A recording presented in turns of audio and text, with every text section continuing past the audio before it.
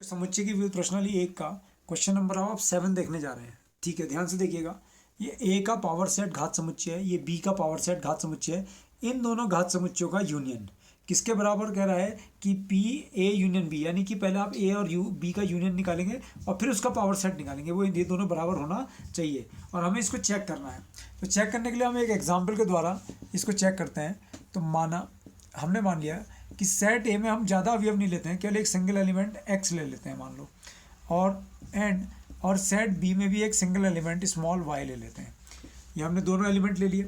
तो सेट ए के जो समुच्चय उपसमुच्चय आए, सेट ए के उपसमुच्चय, सेट ए के उपसमुच्चय कितने होंगे?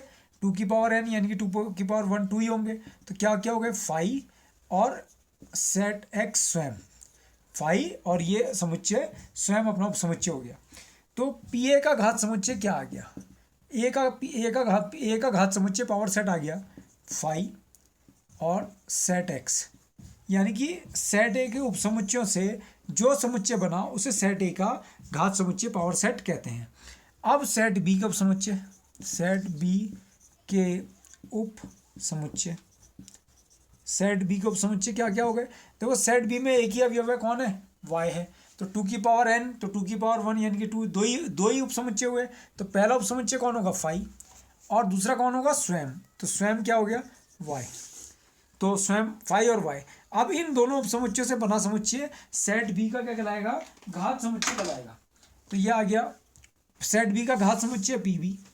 तो पी बी का जो मान आया वो आया फाई कॉमा सेट वाई। तो ये दोनों फाई और सेट वाई जो है उपसमुच्चय हैं किसके? सेट बी के। तो इन दोनों उपसमुच्चयों से बना समुच्चय क्या होता है? सेट बी का पावर सेट, यानी कि सेट बी का घात समुच्चय। अब हमें लेफ्ट हैंड साइड में क्या निकालना था? P A union P B.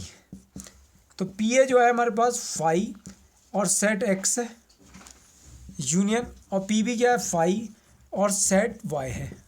ठीक है, इन दोनों का यूनियन अगर हम करें तो फाई मिला, सेट एक्स मिला, सेट वाई मिला और बंद हो गया। फाई 2 बार नहीं आएगा, यानी कि सेट पी ए के सारे अवयव और पी बी के भी सारे अवयव, लेकिन कोई भी अवयव रिपीट नहीं। तो ये वैल्यू आ गई।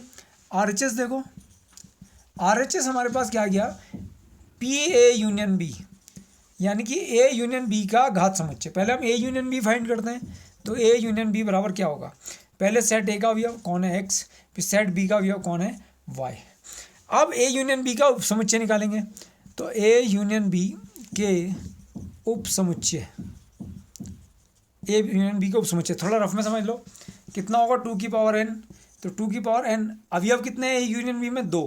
कौन कौन? एक्स और वाई। कौन कौन है एक्स और वाई? तो 2 दूनी 4। कितने उपसमुच्चय होंगे ए यूनियन बी में? 4 उपसमुच्चय होंगे। तो हम उपसमुच्चय निकालते हैं।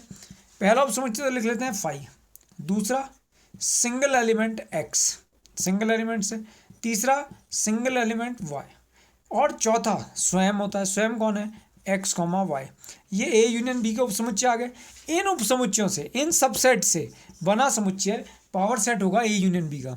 तो पी ए यूनियन बी बराबर कर्ली ब्रैकेट, पहला उपसमुच्चय फाई, दूसरा एक्स सेट एक्स, तीसरा सेट वाई और चौथा सेट एक्स कॉमा वाई।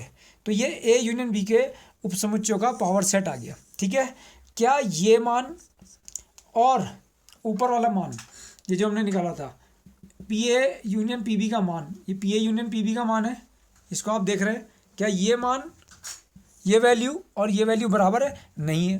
तो क्या लिख देंगे आप? P A union P B is not equal to P A union B, यानी कि ये इसका मान के बराबर नहीं है।